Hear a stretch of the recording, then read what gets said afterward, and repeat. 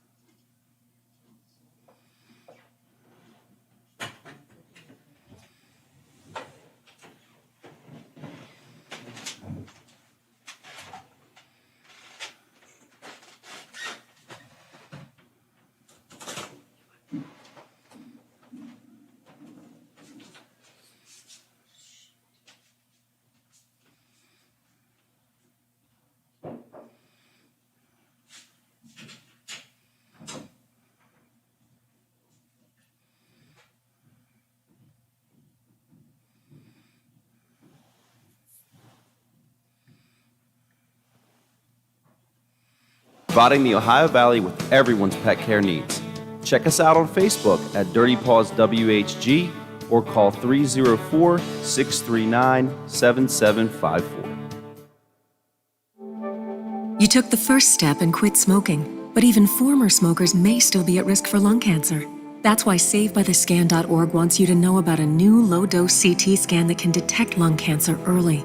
It takes only 60 seconds and could save your life. You took the first step, now take the next. Visit SaveByTheScan.org for a simple quiz to see if you're eligible and talk to your doctor about screening. SaveByTheScan.org is brought to you by the American Lung Association's Lung Force Initiative and the Ad Council. Oh, there's something so real about living local, and I know without a doubt I'm not alone. And I'm loving living local. There's nowhere else I'd rather be. Said I'm loving living local. WTRF.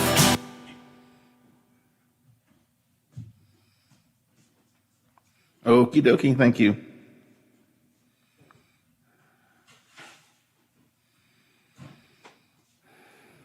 To the Bridge Tavern in downtown Wheeling wants to buy any and all unwanted gold and silver jewelry. They are paying top dollar for 10, 14, 18, and 22 karat gold plus 925 sterling silver. They also want to buy collectible coins and paper money from before 1933. Wheeling Coin and Hobby is open daily from 9 a.m. to 5 p.m. Monday through Saturday. Coin and Hobby, 304-232-8430, and add them on Facebook. Hello, everyone. From the Watchdog, I'm the Storm Tracker, Darnell Foster. with a look at your local weather forecast for your Martin Luther King Jr. holiday. Look for mostly cloudy skies, a couple of flurries, a daytime high of 32. Overnight low of 29 under mostly cloudy skies. Mostly cloudy for your Tuesday, with temperatures in the mid to upper 30s. Have yourself a great day, everyone. From the Watchdog, I'm Darnell Foster. The views and opinions expressed on the following program are not necessarily those of this station or its sponsors.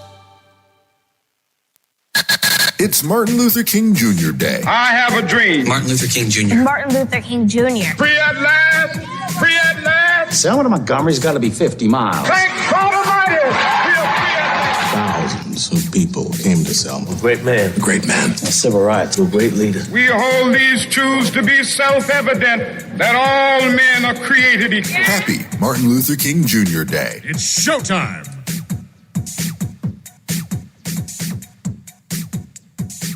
Something to think about, something to laugh about, and something to talk about every day. This is the Watchdog Morning Show with Howard Monroe. Brought to you in part by Wheeling Hospital.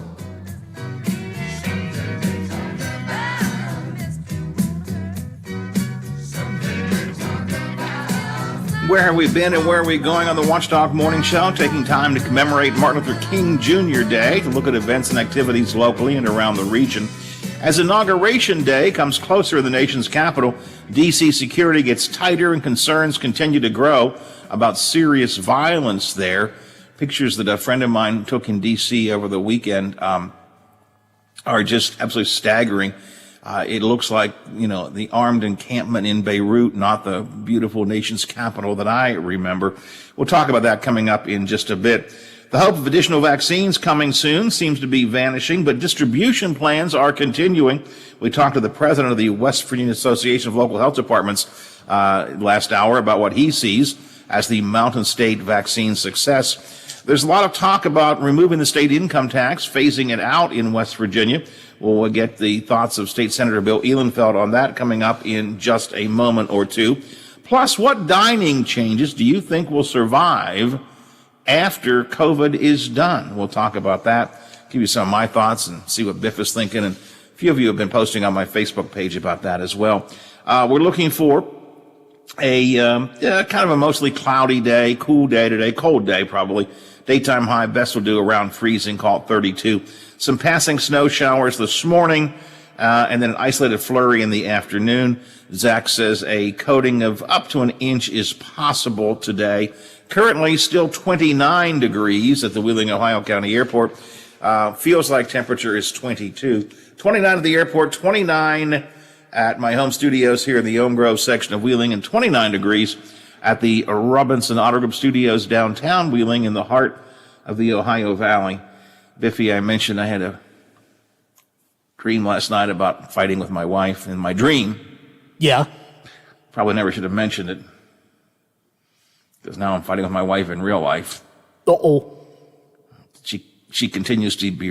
No wonder you're fighting your dream. You fight with me forever. So you were just continuing what you were fighting. You were yelling at me last night. Now you're yelling at me in your dreams. Should just kept my mouth shut. Yeah, especially since in my dream as well as as well as in real life. Well, you know why? Because she controls your biscuit and gravy flow there. So you don't want her cutting you off. Point. I was getting ready to. I was going to ask her to go ahead and order some sausage biscuits and gravy and have them ready when I got off the air this morning. Oh, that ain't happening today. Yeah, I'm thinking maybe that's not it. That may not be the best thing to do. Might want to try it for tomorrow. Yeah, I may just let that one go. Let it go. 9:13 in the Watchdog Morning Show. Let's talk about what's happening in West Virginia, and help me chat about a couple of stories is State Senator Bill Ehlenfeld. Bill, good morning. Welcome to the show, as always. Good morning, Howard. Happy Monday. Yes, indeed. It is a Monday, and Martin Luther King Jr. Day at that. Senator, a couple things I want to talk to you about, but let's start with what looks like it could be a big issue in the legislature this time around, at least according to what I've been reading in a couple of stories over the weekend. Looks like the Republican supermajority now in the House and the Senate are thinking about revisiting an elimination of, or at least a phasing out of the state income tax. I don't really have a sense of exactly how they plan to do it, what the game plan would be. But what's your instinctive reaction to this whole concept? So, first and foremost, like many people, including probably a lot of people listening, I would prefer to pay lower taxes. I don't like paying them. I don't like the withholdings from my paycheck, and I don't like the sales tax I pay when I buy something at the grocery store or anywhere else.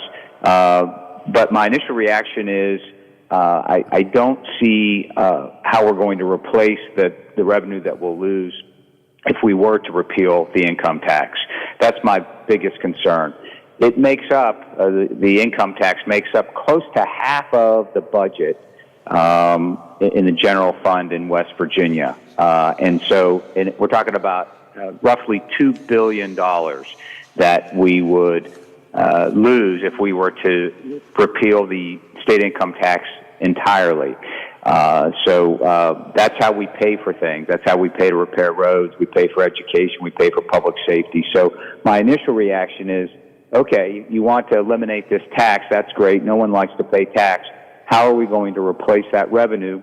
Or are we just simply going to give up on give up on those services, sacrifice those things that we all depend upon, which I don't think is the plan. I think the plan is to find another way to pay for this, and I do think that Senator Blair, the new Senate president, is very serious about this. I think Governor Justice is supportive of it, so it will be a major issue when the session begins in a few weeks.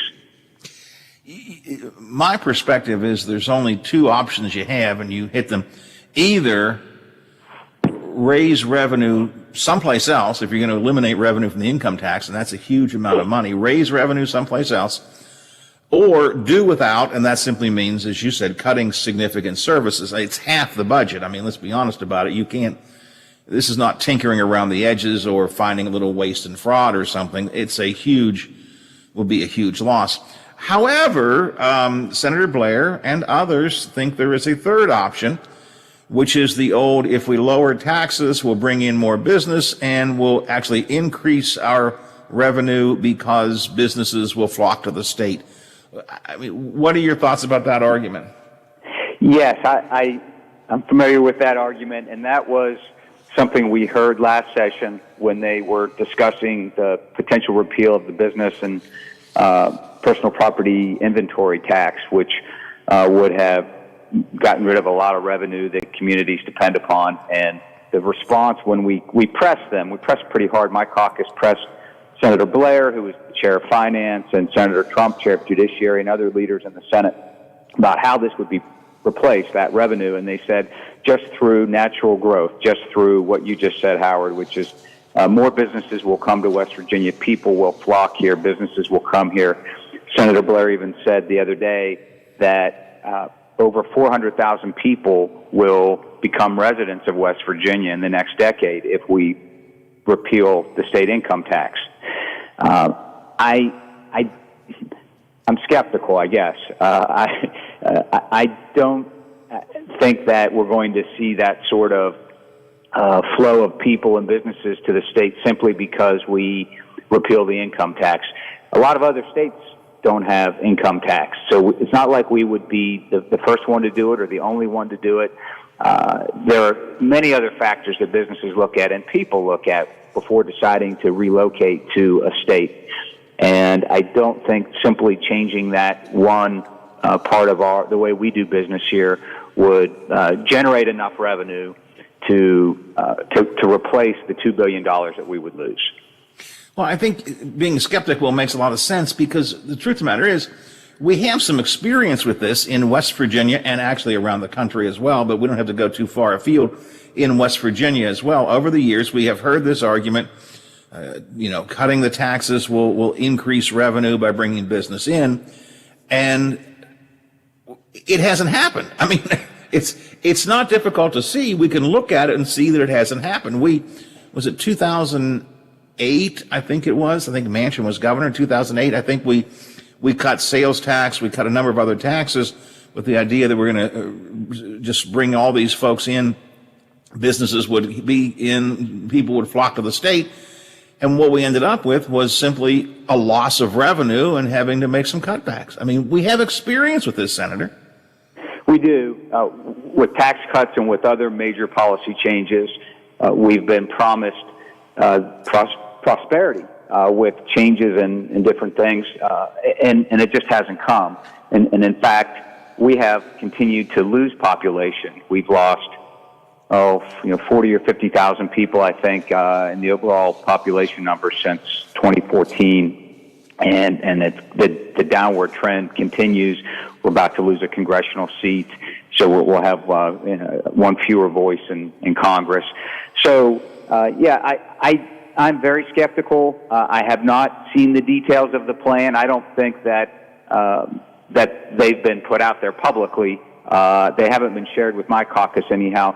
I would imagine that behind closed doors, Senator Blair and Senator Tarr, who will be the new chair of finance, is working with the top economic people in the state, and the Secretary of Revenue and others, to try to figure out how they can put something together that they can sell to the legislature. Because I'm not going to be the only skeptic in the legislature. I think there'll be both Democrat and Republican skeptics on this particular bill.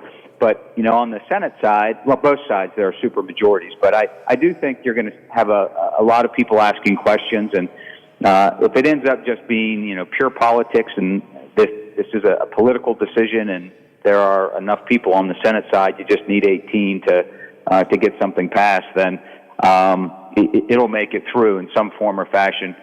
I think what we'll probably see, I guess, even though I haven't seen the details, I would be willing to guess that we won't see a 100% repeal of the state income tax if a bill passes. I think it will be a phased-in approach so that we don't lose all of that revenue all at once. I think what they'll do is phase it in over a period of years. At least that's what I expect to be the plan that Senator Blair rolls out.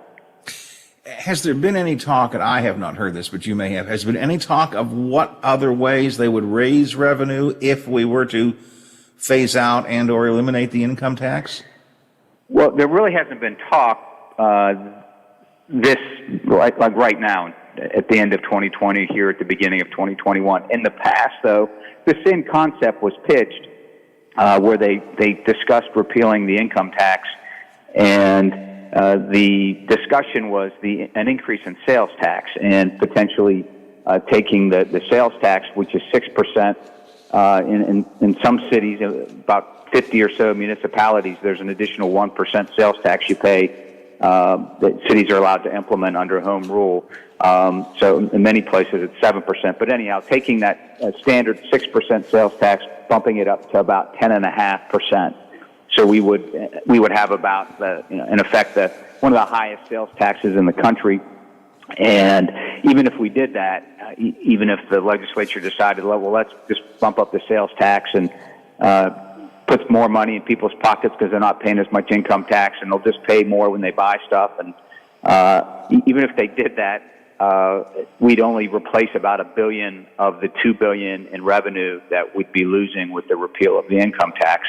And on top of that, the poorest 20% would be disproportionately affected. They would benefit the least. They'd end up paying more and saving less than the wealthiest. So, but anyhow, to answer your question, I think it will involve some increase in the sales tax, and I could see that also being a phased-in approach. And keep in mind, this is all speculation on my part because I'm not in the room with Senator Blair as he puts this together. It'll eventually be shared with me, and we'll debate it in committee and on the floor. But my guess is that it'll be a phased-out approach of the income tax and a phased increase of the sales tax, and maybe some other way that they've identified to pay for this. But ultimately, we're all going to have to pay for it. We're all going to share the trying to make up for the loss of billions of dollars in revenue that we have relied upon for so many years. You and the Senate Democrat caucus last year actually were somewhat successful in a couple of areas of convincing enough Republicans to listen to you and come to your side. For example, you were able to defeat the Greyhound bill. How is the caucus approaching this year with the supermajority now in the in the Senate? I mean, do you approach it with a sense of defeatism or optimism, or I mean, you guys have had it. Certainly have talked about it. What's the approach you intend to take, knowing that you're so dramatically outnumbered now? Well, I wouldn't say that we're approaching it with optimism. At least I'm not. I approach it with, I try to be realistic, and I try to look for areas where we can reach compromise, areas where we can agree upon things. And maybe compromise isn't the best word, because they don't have to compromise with us. They can do whatever they want if they stick together. But there are a lot of areas where we can work together. So I look at that first and foremost, and whether that's helping to increase broadband, or whether that's reining in the power of the governor, who, I think that's a bipartisan issue. Most legislators are frustrated with how the governor has handled the pandemic, and that he's cut the legislature out. Not that we disagree with everything he's done, but we disagree with the fact that he has done it all on his own, and he hasn't brought anybody else to the table. And there are other things, I think there are issues related to health care that we all agree upon. So I look at it from that perspective. How can we work together? And, there are bills that are going to come through that we're all going to agree upon, but they can be made better. That's what's the beauty of the committee process, as long as it's followed. We do a lot of good in those committees, asking questions, tweaking bills, making them better, identifying problems that maybe, the person who originally drafted it didn't identify. So I enjoy that part of it. I enjoy making good bills even better. But there are some things that, whether it's what we're talking about with this, I guess a politically popular repeal of the income tax, that give me some heartburn, because I know at the end of the day, we're not going to be able to stop it if they stick together. So we'll try to make it better. We'll try to maybe reduce the negative impact it's going to have on the vast majority of West Virginians, because that's what the numbers tell us. More West Virginians will be harmed by this bill than helped by it. The top 1% will do really well with it. Jim Justice will do better than anybody with this bill, because he is the richest man in the state. And when you do the numbers with your calculator and you see, he's going to save 6.5% of what he earns, that's a lot of money. We're talking about hundreds of thousands of dollars that Jim Justice will not have to pay in taxes to the state of West Virginia. So, yes, he supports it. And I know why he supports it. It's because he stands to benefit the most. But, no, in the end, I'm just going to try to make the good bills better, try to identify problems with bills that I think are bad. And it could also be with education reform, too, Howard. I think some of these things I'm hearing floated are really dangerous for public education. And the other thing is, we're getting ready to maybe lose a lot of revenue that we would typically have to support public education. So it's going to be a double whammy. We're going to start shifting money away from public education that we already have. Then we're going to reduce the amount of revenue that typically comes in. And I could see, we won't see an economic disaster in our state year one, but I think by the time this is all over with, if all of these policies go into place, we could really be in a world of hurt 5 or 10 years from now. Yeah, I think you make a good point. I wasn't going to get into it today, but let's talk about it for a second. I think you are going to see another big push for some significant education reform this year. Again, primarily because there is a supermajority. Some things were able to be stopped, blocked in the last couple of years, but I think you're going to see a bigger push now for education reform, which is going to have a potential for some serious repercussions around the state. Yeah, absolutely. So I think charter schools, the rules to open one up will be loosened, so it'll become a lot easier. The approval requirements will go down or go away. It's a lot of hoops you have to jump through right now to open one. Those will probably go away. I think you're going to see education savings accounts, which is basically a subsidy to send your child to private school for families who can already afford to send their kids to private schools. You're just going to get a break on that. So instead of paying $15,000 a year, you're going to pay 10, or you're going to pay $7,500. We're going to subsidize that. So that's going to pull money away from public education, which already doesn't have enough money to have the classroom sizes we need, and to pay our educators what they deserve to be paid, and to make sure that PEIA is solvent. So, yeah, I really think, let's you and I talk again in 5 years and evaluate where we are with education, infrastructure, the economy. See if 400,000 people have moved here. I don't think some of those things are going to happen. I think there'll be some bad things that will occur, and I'm worried about where we're headed, and it's going to be a lot because of policies that will be passed this session. This is the session to watch because it's not an election year. So I think you'll see a little bit more more of an aggressive approach by those in power to get as much done as they can right now. And of course, we're in the middle of a pandemic and economic uncertainty unlike we've ever seen in our state. So this might not be the best time to do all those things, but I think what Craig Blair said we should believe. He said it's time to put your foot down on the accelerator and go as fast as you can. That's what he said the other day when he was sworn in. So I think you're going to see him move really fast, and this session's it's going to be a blur. And at the end of it, we're going to have a lot of policies in place that are going to have a really major impact on our state, and not necessarily in a good way.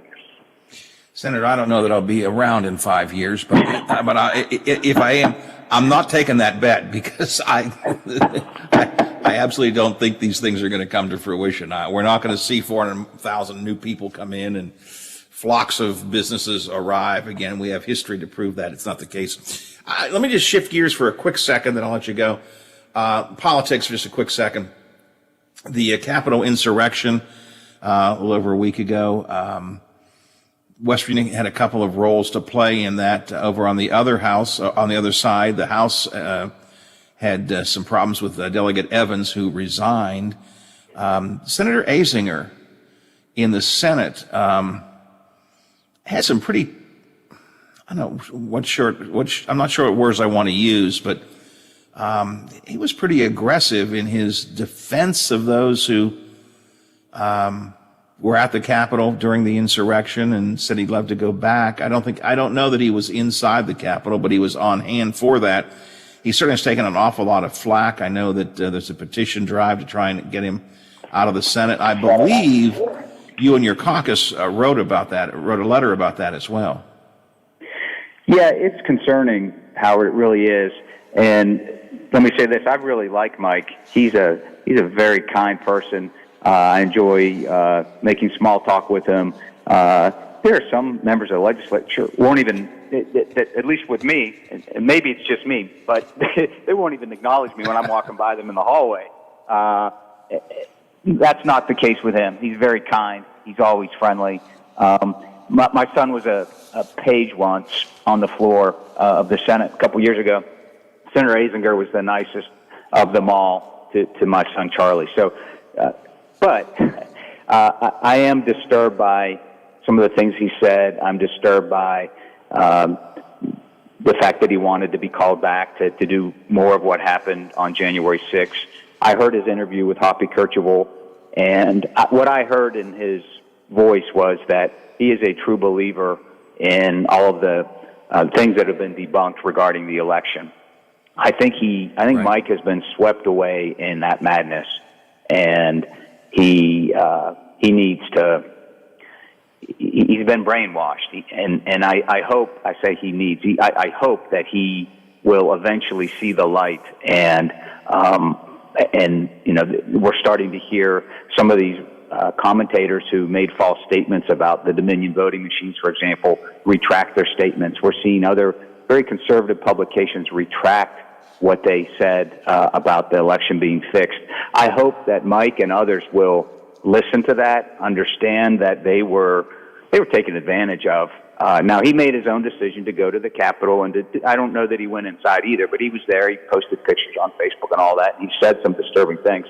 I hope that he can eventually see the light. We need a lot of people in our state and country to realize that what really happened, and that they've been misled and tricked, and so I don't know that you're going to see anything happen to Mike's seat in the Senate. I mean, he'll face the voters in 2022, and my bet would be that he's going to hold that seat just based upon West Virginia politics.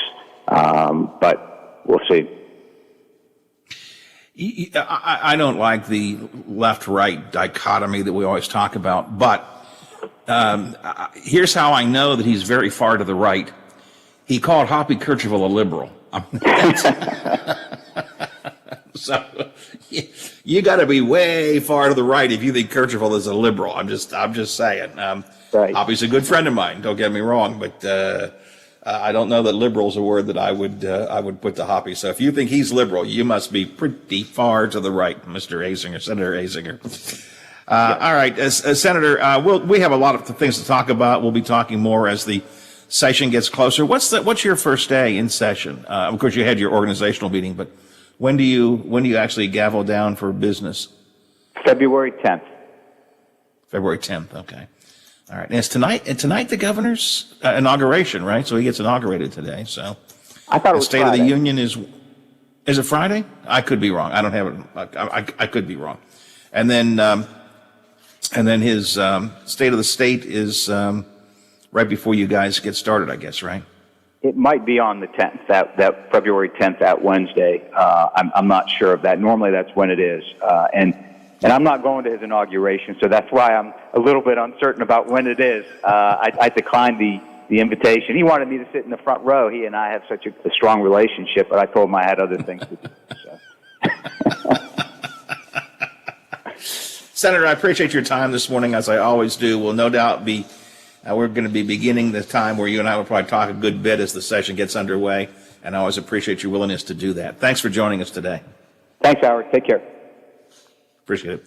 State Senator Bill Ehlenfeld with us here on the Watchdog Morning Show. So this income tax thing is going to be a big deal. Look, nobody wants to pay income tax. I love the idea of not having to pay income tax. I'm beginning to do the back of the napkin checking Biffy on my taxes for this year. And, once again, I think I'm going to having to write a check. I don't like that. So the concept of reducing income tax is a pretty good idea. But if you look at it in terms of what it means, if we were to eliminate the entire income tax in West Virginia, I think it's 47.7, let's call it almost half of the state's budget comes from the income tax. Well, again, you only have two choices. You either raise more money someplace else, increase the sales tax or what have you, or you dramatically cut services. And you can't just tinker around the edges. When you're talking about half of your budget, you can't say, well, we'll find a little waste and fraud here, and there are some agencies we shouldn't have. Okay, we can maybe all agree there's some places we could cut, but you can't cut half the budget. So, I don't like paying taxes, but I like what taxes get for me. So we'll see. But this year's going to be a rough year because for those of us on the left side of the aisle, because the Republicans have super majorities in both houses, and some of the key leadership is pretty aggressive in their far right positions. 9:38, 22 till the hour. It's the Watchdog Morning Show. Still have some time to talk about the Capitol insurrection and the inauguration coming up on Wednesday. We'll do that in a minute or two in our DC Digest, and maybe a little bit of time to talk about dining. I may have to hold that off until tomorrow. We'll have to see. Why don't we check into the newsroom right now? Metro News has some headlines for us, and we'll check your betting lines as well. The Metro News Update is brought to you by Thomas Auto Centers, Mall Road, St. Clairsville. Get the best deal at Thomas Auto Centers. West Virginia.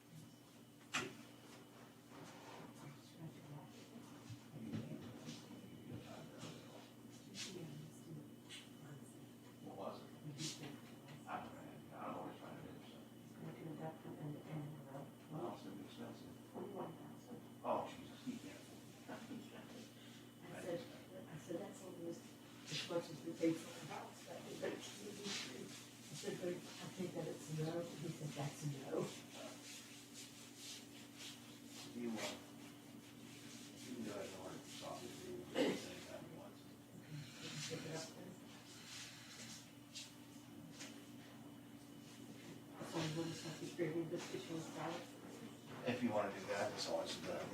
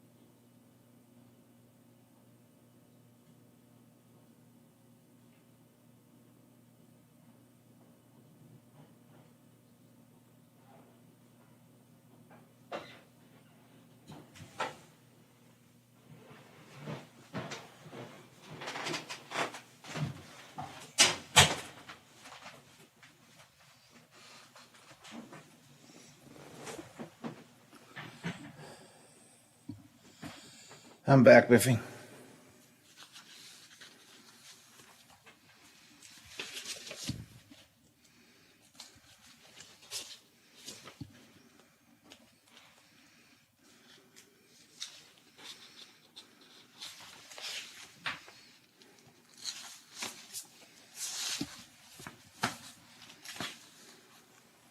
About bankruptcy. When bad things happen to good people. Call 877-456-4155. Together, we will figure out what to do now and what to do when this is over. We will get through this together.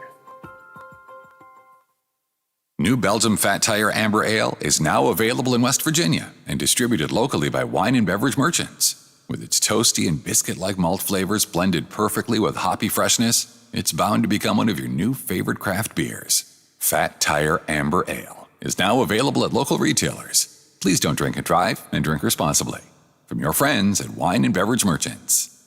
In a hurry and need to see a doctor? The Woodsdale Health Center and Walk-In Clinic is located across from Little Caesars on National Road. Open 7 to 7 Monday through Friday. Patients can receive primary care, treatment of minor illnesses and injuries, wellness visits and physicals. There's also a lab draw station open from 8 to noon weekdays. A division of Wheeling Hospital, the Woodsdale Health Center is led by family physician Dr. Michael Wilson. Call 304-234-1971. They'll take good care of you. Plumbers and Steam Fitters Local 83 want to thank the owners and contractors of the Ohio Valley for using their locally trained workers to help build for the future. Local 83 helps design, fabricate, and build the gas infrastructure for the oil and gas industry here in the Ohio Valley. Plumbers and Steam Fitters Local 83 is 300 members strong and growing. They also do residential, commercial, and industrial work on both sides of the river. For more information, call Plumbers and Steam Fitters Local 83 at 304-233-4445. Hello, everyone. From the Watchdog, I'm the Storm Tracker, Darnell Foster, with a look at your local weather forecast for your Martin Luther King Jr. holiday. Look for mostly cloudy skies, a couple of flurries, a daytime high of 32, overnight low of 29 under mostly cloudy skies. Mostly cloudy for your Tuesday, with temperatures in the mid to upper 30s. Have yourself a great day, everyone. From the Watchdog, I'm Darnell Foster. You're listening to The Watchdog, now on FM at 97.7 and 98.1. Sounds so clear. Tom Cruise and Jack Nicholson were just discussing it. Are we clear? Yes, sir. Are we clear? Crystal. The Watchdog, live and local talk radio, just the way you like it. Thank you for riding with The Watchdog. Live and local, just the way you like it. Give us a call and tell us what you're thinking. Locally, 304-214-1600. Out of the area, toll free, 866-514-1600 or 304-232-TALK. Watch out! He could climb on his soapbox at any time. The Watchdog Morning Show with Howard Monroe continues. And temperature has not changed one whit all morning long. 29 degrees at the Wheeling, Ohio County Airport. 29 degrees here at my home studios. 29 degrees at the Robinson Auto Group Studios, downtown Wheeling, in the heart of the Ohio Valley. Biff, as you so often are, you were right. Yeah. Thought I'd give it a shot. Oh, no. During the break, went out and said to my lovely wife, honey, you know, if you could just go ahead and order some sausage, gravy, and biscuits right now if you'd like to. Well, she said a version of there's not a chance in, well, you know, someplace of doing that. Heck. That's it. Heck. Not a chance in heck I'm going to order that for you. So, yeah, you were right, Biff. I think, and, you know, I'm being held accountable for my dream. I fought with her in my dream. It was a dream. But apparently I'm going to pay the price in real life. But I tried. You were right, though. She said no. When I said sausage, gravy, and biscuits, she said, yeah, nope, not going to do that. Not going to do that. Coming up today, statewide talk line at 10, continuing conversation with Hoppy Kercheval and Brad McElhenney today on the issue of the income tax possibility, the possibility of the income tax being eliminated or phased out, just as we talked with Senator Ehlenfeld a few minutes ago about it. Hoppy and Brad will discuss that. Kicking things off today right at 10:06 after the news, when statewide talk line gets underway. Also coming up from Fox News, Rachel Sutherland will be talking about President Trump's last weekend in office. That was his past weekend, his last weekend in office. He didn't do much of anything, and except preparing for getting out of town. He's going to not attend the inauguration of Joe Biden on Wednesday. He is going to, the plans at the moment are for the president to fly on Air Force One to Mar-a-Lago, basically, and land in Florida around 11 o'clock. So he'll be in Florida during the ceremony. Of course, at the stroke of noon, he loses all of his presidential perks and privileges, including the ability to be called Air Force One and whenever he flies. So he wanted, I guess, to have one last trip in Air Force One.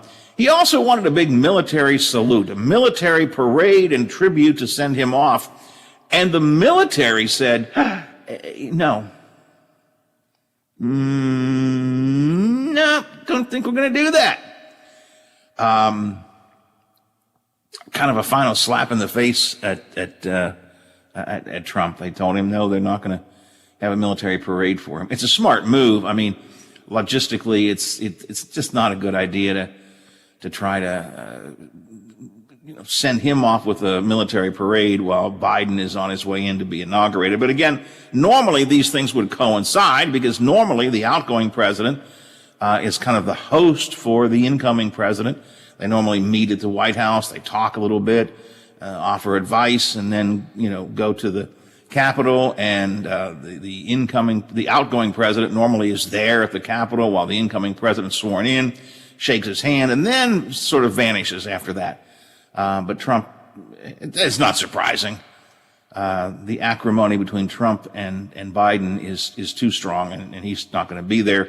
Nor is he going to invite the Bidens in for a final tea. Ain't going to happen. Maybe we can invite him in for one last McDonald's. Order up McDonald's. He likes to do that. He could order. Oh, I'd take that right now. Yeah, I would too. I'm thinking that. Remember that? Who was it? He had some team, I forget, and he put that big spread of just table after table of McDonald's sandwiches. You know who it might have been, Howard? It might have been Virginia after they won the championship in what had been 2019 because I don't think we had 2019 probably, yeah. Because I don't think we had the Final Four last year, so I think that would have been Virginia from 2019. I think you're right. And I just remember the pictures of these tables full of McDonald's sandwiches, and I'm thinking to myself, yes. And And I could use a McDonald's buffet. And if it wasn't Virginia, it would have been, I think, Clemson for winning the football championship. It was one of those two, I think. I think you might be right the first one. I'm thinking Virginia. Virginia? Maybe. I could be wrong, but because really I was focused more on the food. Oh, I mean, it looked good. I said, man, send some of that here. I'll take that. It was just this big, remember the picture? It was just these tables full of McDonald's food everywhere. There's what, 3 or 4 tables, I think, of all that? Yeah. Oh, man. Quarter pounders and Big Macs and probably sausage muffins and, McChickens or... yeah, good stuff. So Rachel Sutherland from Fox News will join Hoppy today to talk about Trump's final weekend in office, which is now over and done with, and maybe what's likely to happen over the next couple of days. Tomorrow, the word is he's going to issue 100 pardons. Although CNN is reporting that their sources say he will not try to pardon himself, which is a smart move. It at least takes away that part of the controversy. Now, it opens him up, and I think there's a distinct possibility that man could be in legal jeopardy.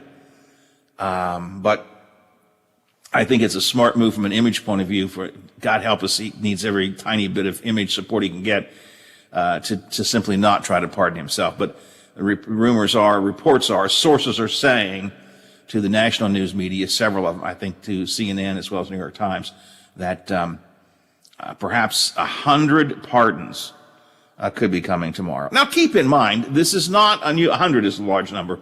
It is not at all unusual for an outgoing president to issue some final pardons on his final day or two in office. So we'll find out who they are. And then there are rumors that people have been showing up and trying to offer money for pardons, which I would think probably is illegal, but I don't know enough about it to make sure. But anyways, that's what probably will happen tomorrow. We'll talk to Tom Scudieri tomorrow about that here on the show. Also coming up today on Statewide Talk Line with Hoppy Kercheval, it'll be the bromance. Chris Stirewalt. Chris Stirewalt will be there. Hoppy and Chris will be discussing all things political as well. That's coming up today. Statewide Talk Line beginning at 10 right here on the Watchdog. And coming up this afternoon, it's Big Rick. It's Big Talk with Big Rick. Beginning at 2 o'clock, and I don't know what Rick will have in tap, but I'm sure it'll be something interesting. That'll happen after, of course, the Bill DeFabio variety show from noon until 2. And I do want to call your attention to Wednesday. We will have live coverage of the Biden inaugural. I believe, well, of course, he is sworn in by law at the stroke of noon. I think the ceremony begins around 11:30. And our live coverage of the inaugural will begin around 11:06, right after the 11 o'clock newscast. So live coverage of the Biden inaugural beginning 11 o'clock. We will have updates throughout the morning on the preparations for the inaugural here on the Watchdog Morning Show. So you want to check into that and be with us throughout the day. Then in the afternoon on Wednesday, there's going to be a big military parade through D.C., but nobody's going to be there to watch it. I'm not sure what the military parade is. Maybe they've canceled that, because I don't know what the military parade is for, because there's nobody to watch a parade. You're not allowed in D.C. In fact, again, a friend of mine who works in D.C. Said last night that they had built a reviewing stand in front of the White House so the president and his family could review the parade from the White House lawn with this big reviewing stand, and they've taken that down. So maybe they're going to cancel the parade. I don't know. We'll find out. And of course, let's be brutally honest, we're all going to have our fingers crossed that no serious violence occurs at or leading up to the inaugural. FBI and other federal law enforcement agencies say they're hearing a lot of bad things could occur. But they're also prepared. I mean, they've got, 25,000 National Guardsmen on duty in D.C. And I am sure the FBI is fanning out around the country, keeping an eye on militia groups and other forms of Trump-supporting organizations, radical Trump-supporting organizations. I'm not talking about those of you who simply think he was a good president, but the radical groups that are likely to do something.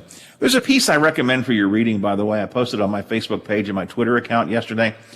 I think it was Washington Post, one of the major sources, called The Insurrectionists Next Door. And they interviewed a bunch of people just in suburban America who have discovered, as a result of the insurrection, that their next door neighbors they're domestic terrorists, basically. And they're going, hey, I always wave to the guy when he walks his dog, and we talk about our kids and blah, blah, blah, blah, blah. I didn't know he was a terrorist. The Insurrectionists Next Door. It's an interesting piece. You can find it on my Facebook page and my Twitter page as well, if you would like to. 5 before the hour here on the Watchdog Morning Show. Let's see, what else do I want to do here, Biffy? We have not heard from our friends of the Big Seven just yet. Still waiting on them, although probably after 7:40, they probably said don't call today, so we'll see. I would have to call Zach. I think he took it to heart. I've always said that the people at the Big Seven have commented on how all of their new employees have to kind of get used to my way of doing things when they call the show and be part of the program. And I thought Zach was pretty good about it, but I had some fun with Zach this morning about the lack of a prediction of a heavy snowfall over the weekend. I thought it was just good-natured fun, but I got the distinct impression it bugged him. I guess meteorologists are very sensitive about that, right? He might be writing a resignation letter as we speak. And it wasn't just Zach. It wasn't like Zach was off base. I mean, Dr. Dave was off base. And so were most meteorologists around here. I mean, the truth of the matter is, the snowstorm kind of caught everybody by surprise on Saturday. It happens. Right. I mean, it'd have been different if it was one station or whatever. But right. Again, I think it's all encompassing around here. It was everyone, not just one. And again, snow happens. I mean, things. Sometimes a pop-up snowstorm occurs. You can't see it, can't predict it. I don't hold them accountable for it. I'm not jumping up and down. I was having fun, I thought, with Zach, but I'm not 100% sure he took it quite the same way. But I'll try to make it up to him tomorrow. We'll try and smooth things over. Maybe I'll have to maybe I'll send him a McDonald's or something. Does he like McDonald's? Oh, who doesn't like McDonald's? Well, I remember Emily wasn't big on McDonald's. Well, yeah, but I mean... Emily was a little unusual. She might be the exception to the rule, but I'm sure everybody else likes McDonald's. Maybe I'll send him some McDonald's or something. Anyway, it's time for me to say sayonara, see you, bye-bye, farewell. I got to go. I got to get out of here. Kirchhoff does have the calm. That is coming up next here on the Watchdog Morning Show. And as for me, of course... Good Lord willing, the creeks don't rise, bat phone doesn't ring, I don't get impeached, I don't retire, my ticker keeps on ticking, I don't eat too much, no chance of that, wife's not getting me any sausage, gravy, and biscuits, I don't eat too much, and of course, most importantly, if Teddy says, it's okay, you can go back to work tomorrow, Granddad. I do plan to be back tomorrow morning at 7 o'clock to the Grow Around the Big Gig. Are you back with me, Brother Biff? Well, if you're coming back, I'll come back and join you for a Tuesday. All right, we will keep on doing it until we get it right. That could be a long time. Oh, indeed.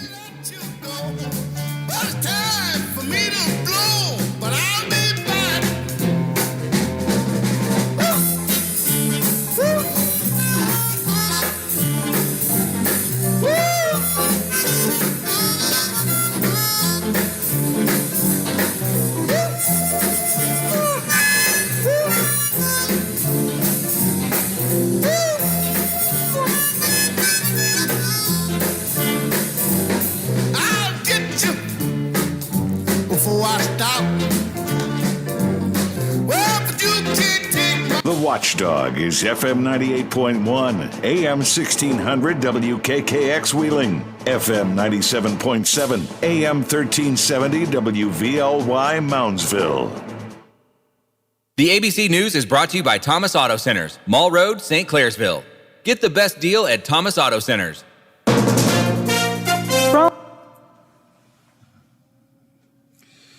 All right, Biffy. Not too bad a show today. We managed to make it through.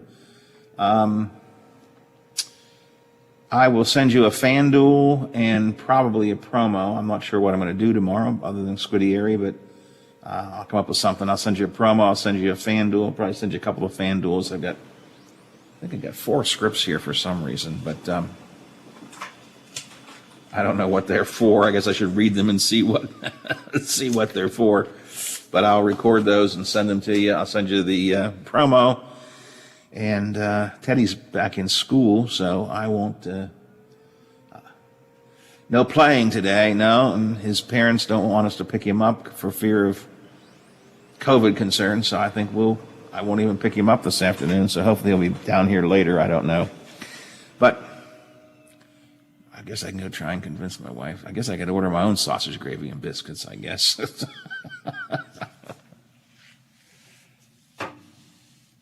Yeah, because she wasn't real keen on the idea. Honey, would you order them for me? No, I don't think so. I don't think I'll do that. Okie dokie. All right, then. All right, if you need anything, give me a buzz. I should be around all day. I'll talk to you in the morning otherwise. Thanks a lot. Bye. There are some signs that the infection rate is beginning to slow.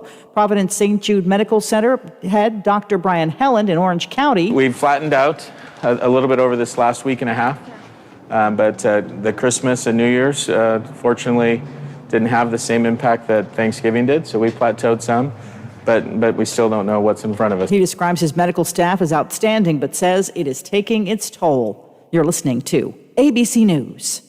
I like a bed that's really firm. I need something a little softer than that. Rest easy. With the Sleep Number 360 smart bed, you can both adjust your comfort with your Sleep Number setting. Can it really help me fall asleep faster? It senses your movements and automatically adjusts to keep you effortlessly comfortable. Sleep Number, proven quality sleep is life-changing sleep. Don't miss our weekend special. The Queen Sleep Number 360 C2 smart bed is only $8.99, plus special financing and free premium delivery when you add a base. Ends Monday. To learn more, go to sleepnumber.com. Special financing subject to credit approval. Minimum monthly payments required. See store for details. At Charmin, we heard you shouldn't talk about going to the bathroom in public, so we decided to sing about it. My sweet cheeks feeling squeaky clean.